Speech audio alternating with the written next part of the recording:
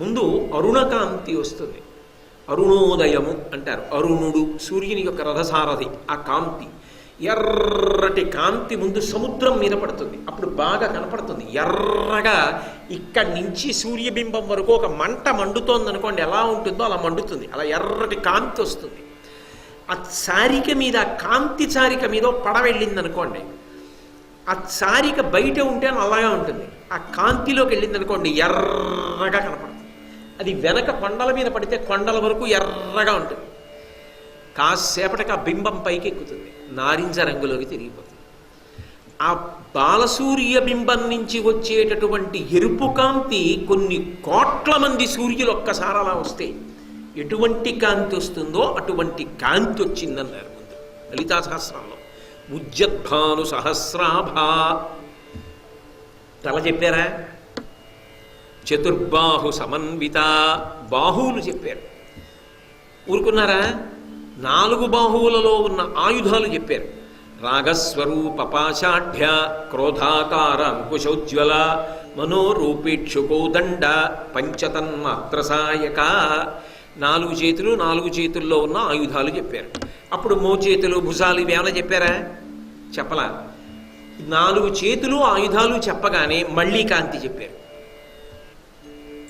క్రోధాకారో అంకుశోజ్వల మనోరూపేక్షుకోదండ పంచతన్మాత్ర సాయక అనగానే మళ్ళీ నిజారుణ ప్రభాపూర మజ్జద్ బ్రహ్మాండ మండల. తన యొక్క ఎర్రని కాంతులతో బ్రహ్మాండములను ముంచేసిందన్నారు. మజ్జద్ బ్రహ్మాండ మండల. అప్పుడు తల చెప్పారు. చంపకాశోక పున్నాగ సౌగంధిక లసత్కచాకురు విందమణి శ్రేణి కనత్కోటి ఇరమండిత. ఇంకక్కడి నుంచి పాదముల వరకు వెళ్ళిపోయారు.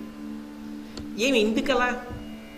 ముందు కాంతి చెప్పి, 4 చేతులు చెప్పి, ఆయుధాలు చెప్పి, మళ్ళీ కాంతి చెప్పి, అప్పుడు తల చెప్పారు. ఎందుకలా 2 కాంతుల మధ్యలో చేతులు ఆయుధాలు చెప్పి తల చెప్పడం ఎందుకు లలితా సహస్రంలో? అది శ్రీసరణి. అది శంకర భగవత్పాదులు సౌందర్యలహరిలో చూపించింది.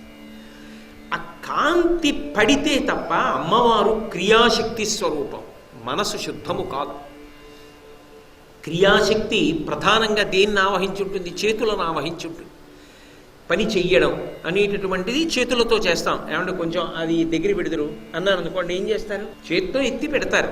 క్రియాశక్తి. ఈ చేతులతో ఏం చేశానో అది నా ఉత్తర జన్మల్ని నిర్ణయిస్తుంది. నేను ఈ చేత్తో చేసిన మంచి పనులు ఏముంటాయో అవి నాకు ఉత్తమమైన జన్మలనిస్తాయి. ఈ క్రియాశక్తి కలిగిన చేతులతో నువ్వు చేసే పనులకు ముందు మనసు శుద్ధము కావాలి. మనసు శుద్ధము కానప్పుడు చేసే పనులు ఎలా నీకు ప్రయోజనకరములవుతాయి?